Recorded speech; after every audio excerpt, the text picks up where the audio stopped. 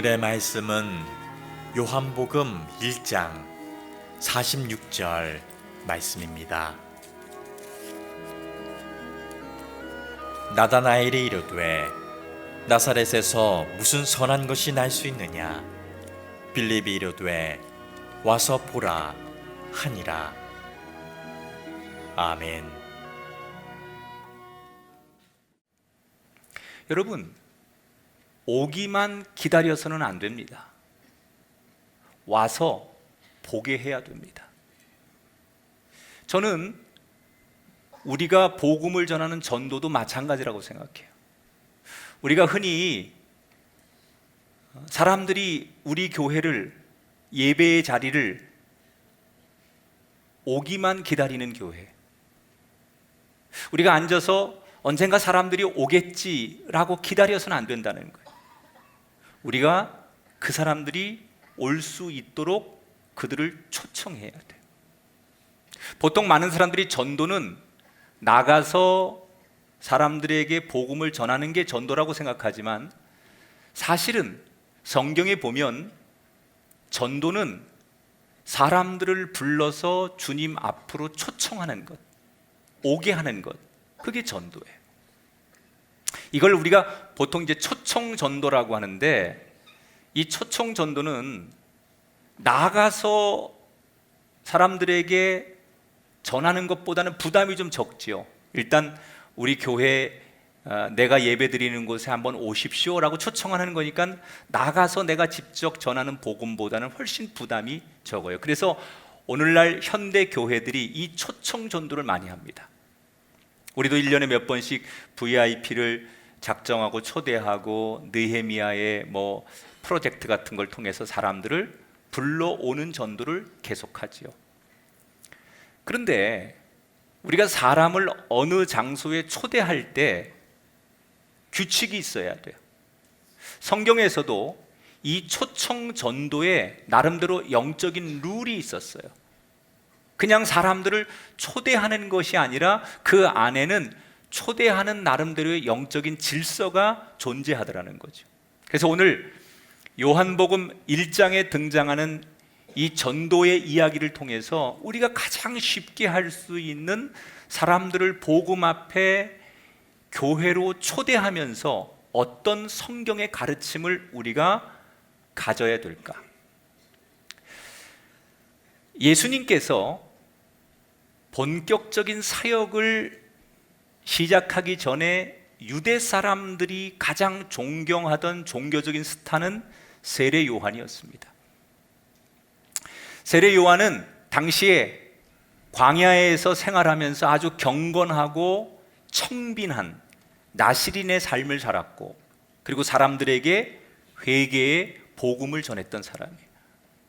그래서 로마의 지배를 받고 있던 유대인들 가운데는 영적으로 정신적으로 기댈 만한 좋은 스승이 세례 요한이라고 생각해서 자신들의 영적인 목마름을 세례 요한을 통해서 채웠습니다. 사람들은 그 세례 요한을 존경하면서 어떤 생각까지 하느냐, 저 세례 요한이 하나님이 보내신, 성경에서 약속한 구세주는 아닐까. 그래서 몇몇 사람들은 세례 요한에게 당신이 성경에서 약속한 우리를 구원할 구세주 아니십니까? 이렇게 물어보기도 합니다. 그때 세례 요한이 분명하게 자기의 정체성을 드러내죠. 나는 성경에서 말하는 구세주가 아니다. 나는 주님이 오실 길을 곧게 하는, 나는 그 구세주의 신발끈조차도 붙들 수 없는 연약한 존재다. 사람들이 자기를 존경하고 열광해도 세례 요한은 자기는 구세주가 아님을 스스로 고백하게 되죠. 유대인들이 이 유대 땅에서 가장 신실해 보이고 자신들이 가장 존경하는 이 세례 요한조차도 내가 구세주가 아니라고 말하니까 사람들은 도대체 그럼 성경에서 말하는 구세주는 얼마나 대단한 분일까? 우리 눈에 보이는 존경하는 세례 요한도 구세주가 아니라고 한다면 이분도 훌륭한데 이분보다 더 훌륭한 구세주는 얼마나 대단한 분일까? 사람들은 구세주에 대해서 더 목말라 하지요.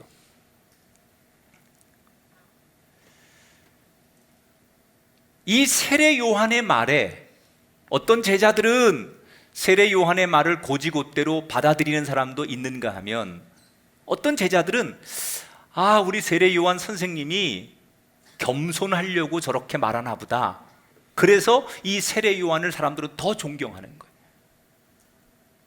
여러분, 사람이 실력과 인품 모든 게 다 갖춰졌는데 거기에 겸손하기까지 하면 사람들은 그 사람에 대해서 더 열광하잖아요. 자, 이렇게 세례 요한이 정말 사람들에게 더 많이 인정을 받던 어느 날, 그렇게 늘 담대하게 복음을 전하고 세례를 베풀던 요한 앞에 세례를 받으러 예수님이 나타나십니다. 이때 세례 요한이 화들짝 놀라면서 예수님에게 뭐라고 얘기를 하느냐? 아니, 제가 세례를 받아야 되는데 어떻게 당신이 여기에 오셨습니까? 그리고 그 어느 때보다도 정말 겸손하고 두려워하는 모습을 보이게 돼요. 이때 제자들이 충격을 받습니다. 늘 담대하고 늘 자신이 있었던 우리 선생님 세례 요한이 저 예수님 앞에서 두려워하며 머리를 조아리는 모습 앞에 도대체 저 예수라고 하는 분이 누구일까? 그런데 곧 세례 요한의 고백을 통해서 저 예수라는 분이 누구인가를 많은 사람들이 알게 되죠. 세례 요한이 예수님에 대해서 뭐라고 얘기를 하느냐? 보라, 저분이 세상 죄를 지고 가는 하나님의 어린 양이로다. 너희들이 그렇게 기다리던 성경에서 약속한 구세주, 그가 바로 예수, 저 나사렛 예수, 저분이 구세주이니라. 여러분, 이 세례 요한이 이렇게 이 땅에 하나님이 약속한 구세주가 오셨음을 제일 먼저 선포하게 되죠. 근데 사실 이 선포가 세례 요한으로서는 쉬운 게 아닙니다. 세례 요한과 예수님은 모르는 사이가 아니에요. 원래 어머니들끼리 친척 사이입니다. 요한이 예수님보다 6개월 먼저 태어납니다.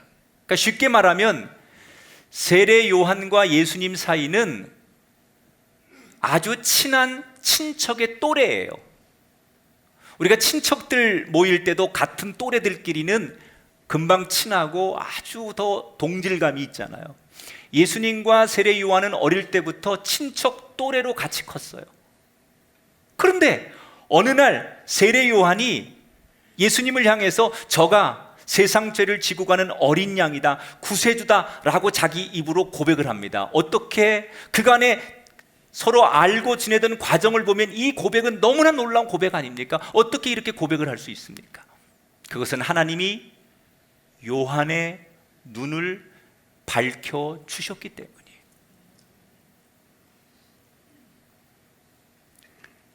그냥 내가 알고 지내던 또래의 친척, 친구 정도 그런 관계인 줄 알았는데 어느 날 하나님께서 요한의 눈을 밝혀주시니까 단순한 친구요, 단순한 친척이 아니라 저가 하나님이 보내신 이 땅을 구원할 구세주임이 보이기 시작했다는 거예요. 여러분, 우리 인생은 하나님이 우리의 눈을 뜨게 해주셔야 돼요. 그래야 우리가 우리의 육신의 눈으로 보지 못하는 걸 봐요. 특별히 부모님들이 자기 자녀들을 볼 때 부모의 눈으로만 보면 이 자녀는 매일같이 어린 아이들, 그리고 미완성, 부족한 아이들 이렇게 보이지만 어느 날 하나님이 눈을 뜨게 하셔서 내 자녀를 보면 내 자녀를 향한 하나님의 비전이 보이고 내 자녀를 향한 하나님의 계획이 보이고 하나님이 어떻게 사용하실지 하나님의 은총이 보이는 순간 자녀를 넘어 내 자녀가 하나님의 사람으로 보이게 되는 거예요. 나는 여러분에게 세례 요한의 눈을 뜨게 하신 하나님께서 여러분의 눈을 뜨게 하는 은혜가, 눈이 밝아지는 은혜가 여러분 인생 속에 축복으로 일어나게 되기를 축원합니다. 자, 이 세례 요한이 예수님을 보고 너무 두려워하며 놀라하는 모습을 보고 세례 요한을 따르던 제자들 가운데 그 예수님을 더 알고 싶은 마음이 생긴 2명의 제자가 예수님을 찾아갑니다. 그리고 자기 선생님이 이 예수님을 이 땅의 구세주라고 선포를 했는데 정말 자기들이 확인하고 싶어서 예수님께 찾아가서 궁금한 걸 묻고 대화를 하다가 이 2명의 제자가 정말로 우리 선생님이 말씀한 대로 이 예수가 성경에서 말하는 구세주라는 것을 자기들이 직접 확신하게 돼요. 대화를 통해서 성경을 묻고 이렇게 대화하다가 정말로 세례 요한이 말한 구세주가 이분이 맞다라는 것을 2 제자가 직접 확신을 해요. 이 2 제자 가운데 한 사람이 누구였느냐? 안드레입니다. 이 안드레가 예수님과 대화를 하다가 정말로 이분이 구세주인 것을 확신하고 흥분해서 집으로 돌아갑니다. 그리고 집에 돌아가자마자 자기의 형 베드로를 붙들고 흥분된 목소리로, 형, 내가 지금 누구를 만나고 온 줄 알아? 형 깜짝 놀랄 거야. 내가 지금 성경에서 약속한 이 땅을 구원할 구세주를 만났어. 그러면서 자기가 예수님을 만난 이야기를 쭉 흥분해서 자기 형 베드로에게 전하는 거예요. 형도 한번 만나보면 깜짝 놀랄 거야. 형도 가서 꼭 만나야 돼.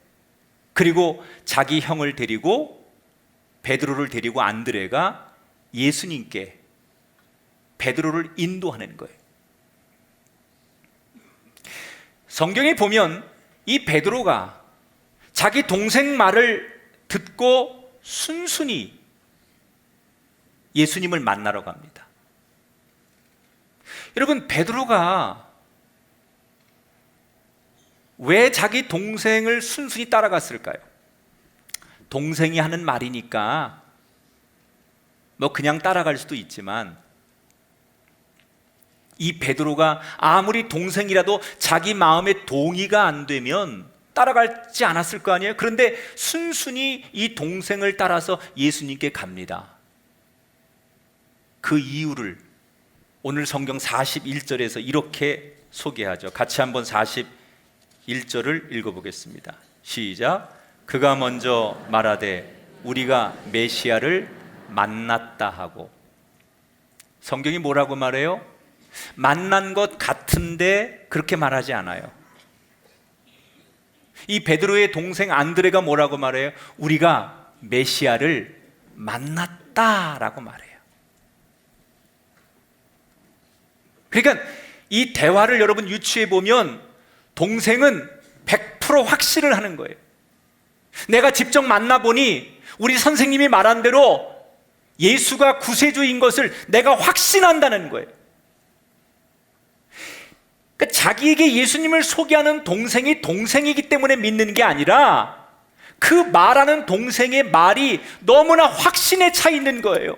자신감에 충만한 거예요. 너무 확신하게 말하니까 이 말을 듣는 베드로가 마음이 움직이기 시작하는 거예요. 그래서 궁금해서 동생을 따라 예수님을 만나러 가요.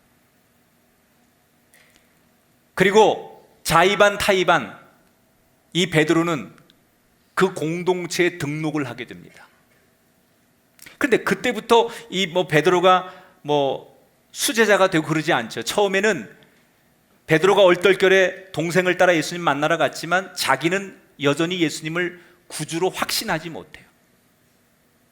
다만 예수님께서 먼저 베드로에게 너는 반석 같은 존재가 될 것이다 라고 축복을 선언한 뒤에 베드로는 그 공동체에서 겉돌죠. 처음에는 자기 장모님의 열병을 예수님이 고쳐줬는데도 그저 고마운 분, 나한테 지인 이 정도였지, 그 예수님이 정말로 나의 구주이시고 우리가 그토록 사모하는 이 땅을 구원할 구원자라고 확신하지 못해요. 언제 베드로가 예수님이 나의 구주임을 확신합니까?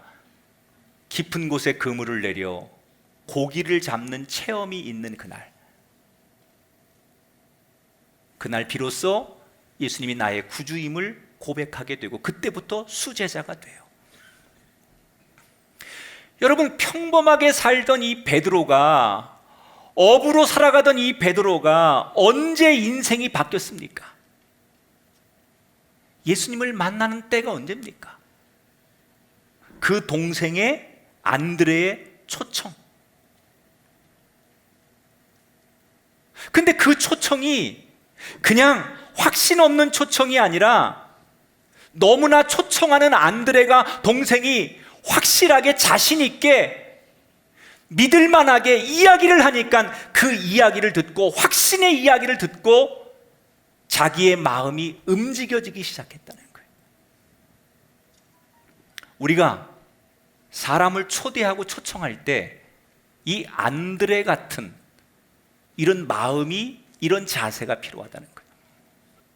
내가 누군가를 복음 앞에 교회로 초대할 때 내가 먼저 확실하게 예수님의 은혜를 체험하고 예수님을 만난 사람은 확신의 기운이 달라요. 우리가 무슨 사형리를 전하고 성경을 논리적으로 그 사람한테 잘 복음을 설명하고 그거 못해도요, 그냥 내가 복음을 당신한테 잘 요약해서 설명할 자신은 없어, 성경을 나는 잘 몰라, 그러나 내가 교회를 나가 예배를 드려보니까, 내가 꿈의 교회 가서 예배를 체험해보니까 너무 좋아, 너무 행복해. 도대체 말로 표현할 수 없는 이 벅참과 이 평안함을 내가 어떻게 설명할 수 없는 기쁨이 나한테 있는데 일단 한번 와봐. 이거 하고, 내가 교회를 가긴 가는데 뭔진 잘 모르겠는데 한번 와볼래면 와보고, 이거 하고 완전히 다르죠. 그러니까 우리가 사람들에게 복음 앞에 누군가를 초대할 때 이 안드레처럼 내가 예수님을 먼저 만난 확신이 없는 사람, 내가 복음 앞에 기쁨과 복음의 체험, 그리고 복음이 주는 자유함이 경험되지 않은 사람은 사실 누군가를 초대한다는 것은 문제가 있는 거예요.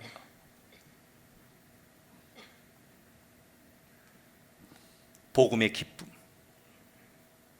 예배 안에서 주는 자유함, 이것이 확실한 사람이 초청할 때, 그때 사람의 마음이 움직여지는 거예요. 그러므로 여러분, 나는 여러분이 이 복음이 주는 체험, 기쁨, 평안, 은혜가 여러분 안에 먼저 충만하게 경험되길 바랍니다. 그리고 여러분 그 기쁨과 그 평안과 그 자유함을 가지고 누군가에 나가서 여러분 그들을 자신 있게 확신에 거하여 초대하면 여러분을 통하여 이 교회 제2의 베드로가, 또 하나님이 사랑하고 쓰신 반석 같은 존재들이 여러분의 손을 통하여 이 교회에서 회심하게 되고 구원받게 되는 역사가 나타날 줄 믿습니다. 물론 안드레가 베드로를 초대했을 때 기대만큼 이 베드로가 처음부터 훌륭한 제자가 되는 건 아니에요. 여러분, 우리가 누군가를 초대했는데 그 사람이 첫 주부터 은혜 받고 나오자마자 막 성경 공부하고 훌륭한 교인이 되진 않죠. 그러나 반드시 초대되어 나왔을 때 그에게 복음이 들어가고 시간이 지나면서 그를 변화하는 것은 하나님의 몫이라는 거예요. 여러분의 삶을 통하여 누군가가 초대되는, 초청되는 안드레의 은총이 여러분에게 있게 되길 주의 이름으로 축원합니다. 자, 이렇게 베드로가 제자가 되고 그 다음 날 예수님께서 다시 갈릴리로 돌아가던 중에 누구를 만나느냐? 빌립을 만나게 돼요. 빌립. 근데 예수님께서 이 빌립에게 그냥 다짜고짜 이렇게 말씀하시죠. 너 나를 따라라. 그러자 이 빌립이 마치 뭐에 홀린 듯이 예수님 말 한마디에 예수님의 제자가 되겠다고 따라 나섭니다. 성경에는 예수님께서 빌립을 그냥 초청하시고 빌립은 예수님의 초청을 따라가는 것으로 소개가 돼 있지만 사실은 요 구절 사이에는 수많은 이야기가 있었을 거예요. 성경은 글로 그렇게 표현했지만 요 예수님의 부름과 이 부름에 초청돼서 따라가는 빌립의 이야기 속에는 많은 이야기가 숨겨져 있는데 이 빌립은 베드로와 안드레 같은 마을 사람이에요. 그러니까 여러분 한번 생각해 보세요. 그 전날 안드레와 베드로가 예수님을 만나고 아마도 작은 동네에 들어가서 안드레가 베드로가 예수님을 만난 그 이야기를 흥분해서 만나는 사람들에게 전했을 거예요. 특히 친구들에게 제일 많이 얘기했을 거예요. 야, 내가 어제 구세주를 만났다.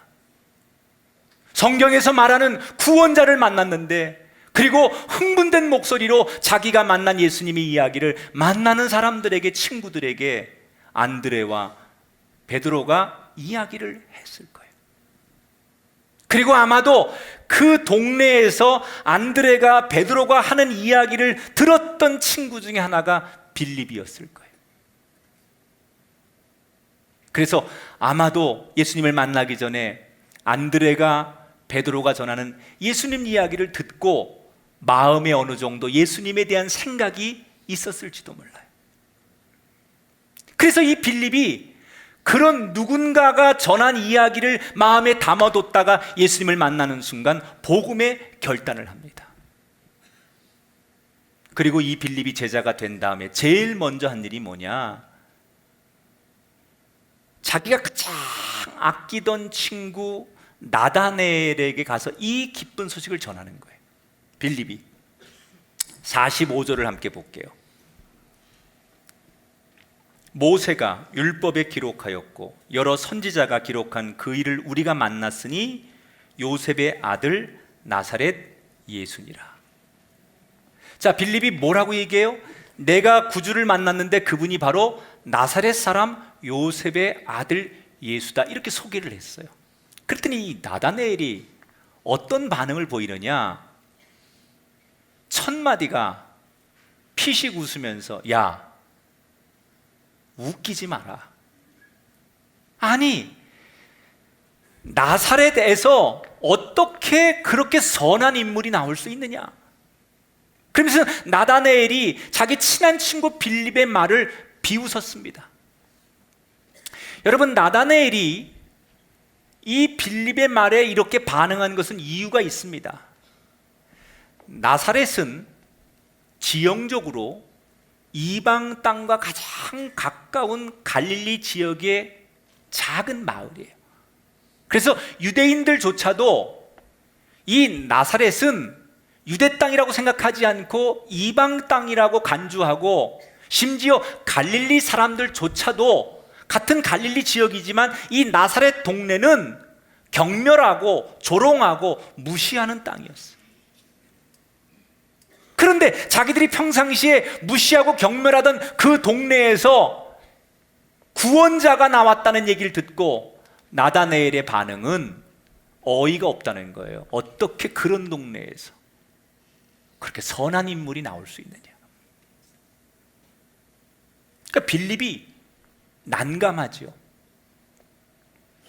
자긴 분명히 예수님을 직접 만나서 확신하는데 이 나다나엘이 너무너무 강하게 거부하고 말로 설명이 안 되니까 이때 난감해진 빌립이 나다나엘에게 뭐라고 얘기를 하느냐? 딱 한마디 해요. 와보라. 따라합시다. 와보라. 일단 와서 내 말이 맞는지 틀리는지 네가 직접 확인해 봐라. 자, 그래서 나다나엘이 직접 확인하기 위해 예수를 만나러 가요. 이때 47절에 성경에 보면 이렇게 기록되어 있어요. 예수께서 나다나엘이 자기에게 오는 것을 보셨다. 이 나다나엘이 오자 예수님께서 이 나다나엘이 어떤 사람인지 다 알아맞히시는 거예요. 여러분, 이 나다나엘이 빌립의 손에 이끌려서 예수님께 나가는데 상상해 보세요. 그냥 기쁜 마음으로, 즐거운 마음으로 예수님 앞에 나갔을까요?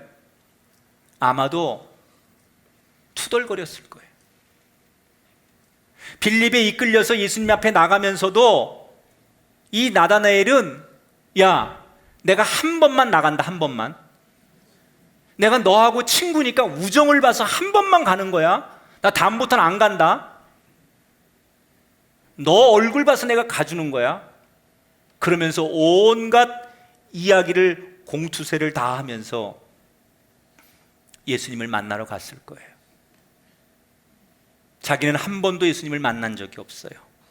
그런데 예수님 만나자마자 자신의 성격, 자신의 마음, 자신의 생각, 자신이 지나온 삶을 다 알고 계신 거예요. 나는 예수님을 만난 적도 없는데, 나는 예수님을 본 적도 없는데 저 예수님은 나에 대해서 모든 걸 알고 계세요. 이 예수님의 영적인 통찰력 앞에 나다나엘은 놀라움을 넘어서 무릎을 꿇게 돼요. 그리고 그가 먼저 예수님 앞에 이렇게 고백해요. 49절 같이 읽어보겠습니다. 랍비여, 당신은 하나님의 아들이시요 당신은 이스라엘의 임금이로소이다. 오늘 이 예배당에 오신 성도 가운데 나다나엘의 이 고백을 할 수 있는 사람이 많아지게 되길 바랍니다. 감정으로 나오고 관계로 나오고 여전히 이성으로 이 기독교를 받아들이는 누군가에게 오늘 나다나엘이 예수님을 만난 뒤에 스스로 무릎을 꿇고 당신은 하나님의 아들이십니다, 이렇게 자기의 입으로 고백했던 일이 여러분에게도 우리에게도 일어나게 되기를 주의 이름으로 축원합니다. 이때부터 나다나엘도 예수님의 제자가 되어서 인생이 바뀌기 시작해요. 나사렛 같은 촌동네에서 어떻게 구세주가 나올 수 있겠냐고 비웃던 나다나엘이 어떻게 예수님 앞에 나가기로 결심하고 그의 삶이 그 뒤에 엄청난 변화가 생깁니까? 나다나엘은 예수님이 좋아서 간 게 아닙니다. 예수님을 만나고 싶지 않았습니다. 그런데 그가 예수님 앞에 가게 된 이유는 딱 하나입니다. 자기를 초청하는 그 빌립이라는 친구가 좋은 친구였기 때문에, 예수님을 알기 전에, 예수님에 대한 신뢰가 있기 전에, 예수님을 만나기 전에 그는 부정적이었습니다. 그런데 예수 앞에 갈 수 있었던 원동력은 자기를 예수 앞에 초청하는 이 빌립을 신뢰할 수 있었기 때문에, 믿을 만한 친구였기 때문에. 우리가 누군가를 초청할 때 제일 중요한 원칙이 있어요. 그 사람을 초청하기 전에 그 사람과 나와의 관계 속에서 나는 그 사람에게 신뢰를 주는 과정이 필요해요. 나는 기독교를 모른다, 나는 예수 그리스도를 모른다, 나는 심지어 교회에 대해서 상처가 있고 예수 믿는 사람들에 대해서 부정적인 선입관이 있을지라도 나를 부르고 나를 초대하는 너를 믿을 수 있기 때문에, 너를 신뢰할 수 있기 때문에, 너의 말이라면 내가 따라갈 수 있기 때문에 너 때문에 내가 한번 교회를 가본다. 이게 초대의 시작이 되어야 된다는 거예요.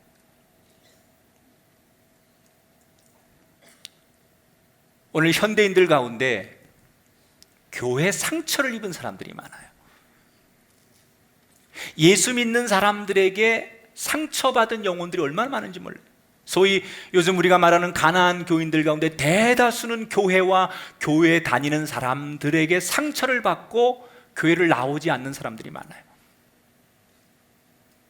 여러분, 그 사람들을 다시 주님 앞에 인도하는 길은 뭘까요? 나는 과거에 교회에 상처가 있었고 예수 믿는 사람한테 내가 이런저런 세상에서 상처를 받았지만 다시 복음 앞으로 인도해주는 너를 신뢰하고 믿을 수 있기 때문에 너 때문에 내가 교회를 갈게. 이것이 그를 복음으로 인도하는 통로예요. 여러분, 우리는 사람을 습관적으로 초청하는 것이 전도가 아니에요. 나와 그 사람 사이에 얼마나 좋은 관계를 유지하고 있느냐. 적어도 이 빌립이 나다나엘을 초청했을 때 나다나엘이 그 반응이, 이 빌립은 믿을 수 있는 사람이니까, 이 친구는 내가 신뢰할 수 있는 사람이니까, 내가 예수님을 믿지 않고 예수를 내가 인정하지 않지만 나를 부르는, 나를 초대하는 이 통로만큼은 내가 믿을 수 있으니까 너 때문에 가볼게 할 수 있는 정도가 돼야만 우리의 초청 전도는 복음의 열매를 맺을 수 있습니다. 좋은 친구가 되십시오. 좋은 관계를 맺으십시오. 그래야 여러분이 전하는, 초청하는 복음의 열매가 열릴 줄 믿습니다. 오늘 이 요한복음 1장에 예수님께서 제자들을 부르는 순서를 보세요. 제일 먼저 안드레가 예수님을 만났고, 그래서 자기 형 베드로를 초청해서 제자가 됐어요.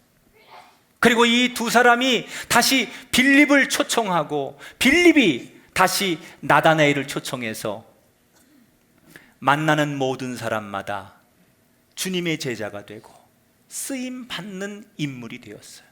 이것을 우리는 축복의 선순환이라고 해요. 여러분이 안드레가 되시고 여러분이 빌립이 되셔서 여러분으로부터 시작된 이 축복의 시작이 선순환되기를 주님의 이름으로 축원합니다. 우리는 나가서 우리가 신학과 성경을 논리적으로 설명하고 가르칠 수 있는 능력이 되지 않을 수 있어요. 그건 어려운 일이에요. 여러분이 그렇게까지 여러분의 삶을 헌신하고 훈련될 수 없어요.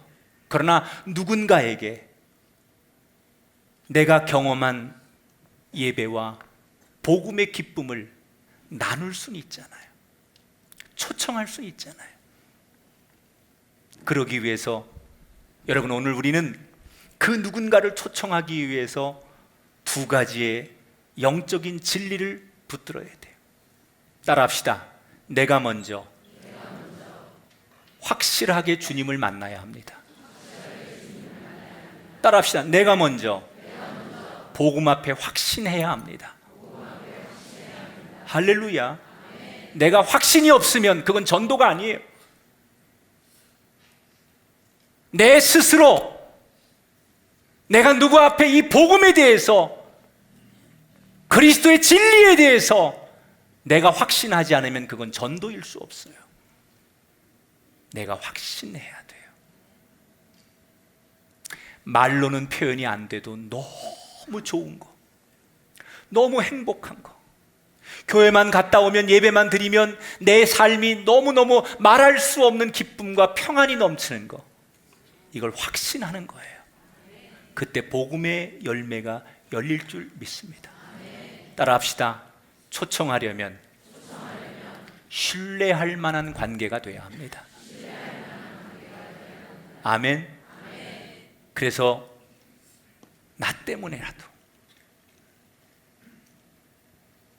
제 주변에 보면 친구 따라서 교회 다녀서 교인이 되고 목사가 되고 선교사 된 사람들 많아요. 그냥 친구가 좋아서, 그 선생님이 좋아서, 그냥 그 사람이 좋아서, 그 사람을 믿기 때문에, 그 사람이 너무 좋은 사람이기 때문에 그 사람을 신뢰해서 따라갔다가 예수님까지 만나는 이 은혜가, 이게 성경이 가르치는 전도예요. 우린 이 전도를 많이 해야 돼요. 따라합시다. 와서 보게 하라. 아멘. 우리 모든 성도들, 이 성경이 가르치는 복음을 많이 전하셔서 우리 교회 베드로, 빌립, 나다네엘 이런 인물들이 곳곳에서 주님 앞에 헌신하고 쓰임받는 하나님의 종들이 많아지는 축복의 교회, 요한복음 1장의 역사가 우리의 교회에서 삶 가운데 나타나게 되기를 주님의 이름으로 축원합니다.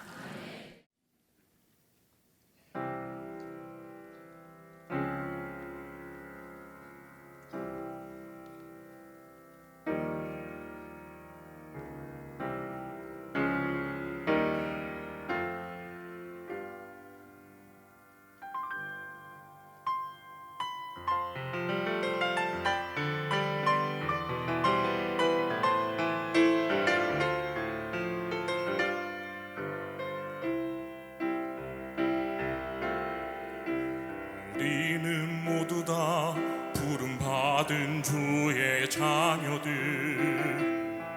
주의 사랑과 구원 받았네.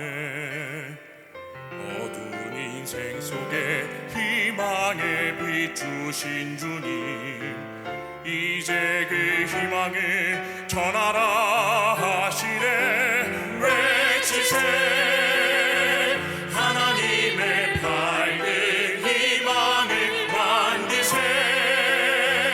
하나님의 멋진 꿈을 외치세. 우리 모두 하나가 되어 만드세. 모두 다 함께.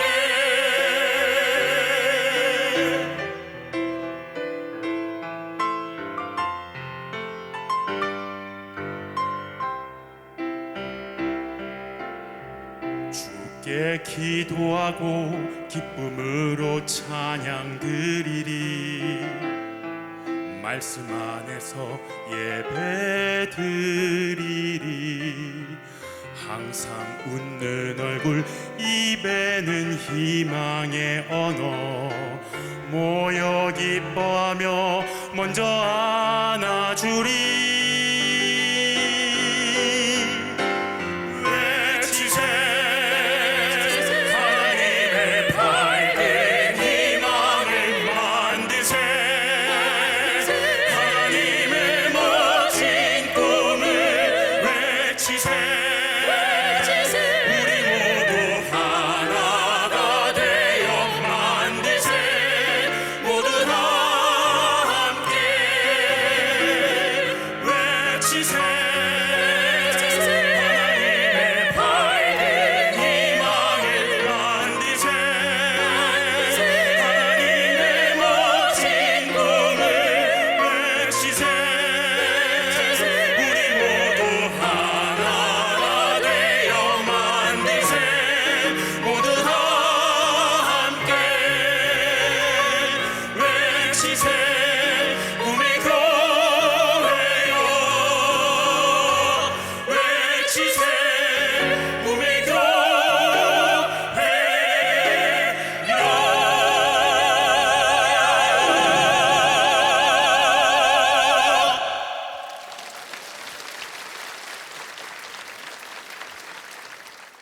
마지막 찬송은 슬픈 마음 있는 사람, 이 찬송을 우리 힘있게 박수치며 부르면서 예배 마치겠습니다.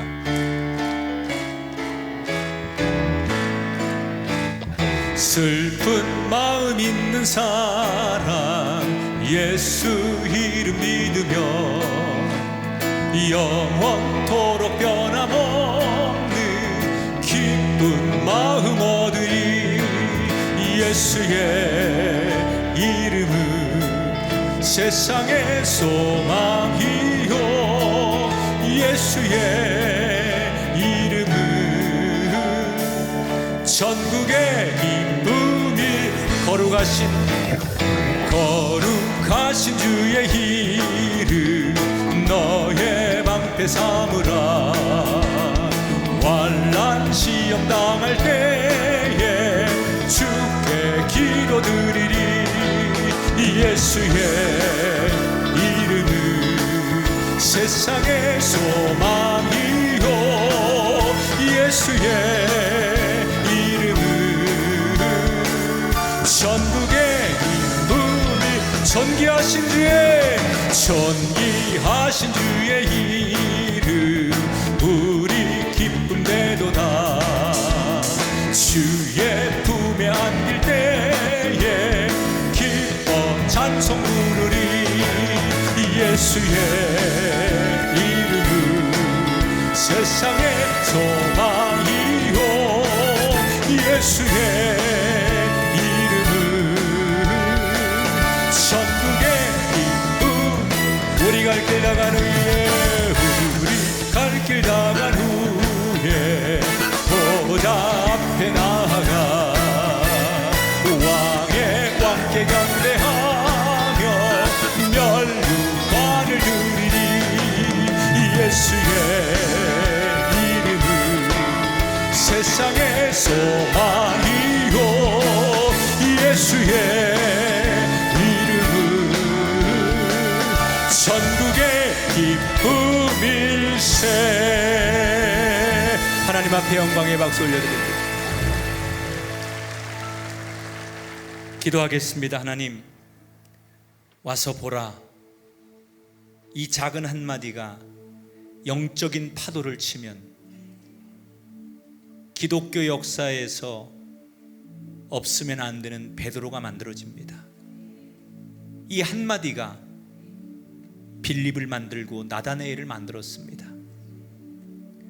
우리 가정에 내 주변에 꼭 내가 누군가를 초대하고 싶은 사람들이 있는데 와 보라 라는 이 말을 전할 수 있는 내 안에 확신이 있게 하시고 그 사람에게 관계를 통한 신뢰가 형성되게 하셔서 우리가 전한 복음이 생명을 살리고 선순환의 축복의 여정이 되게 하여 주옵소서.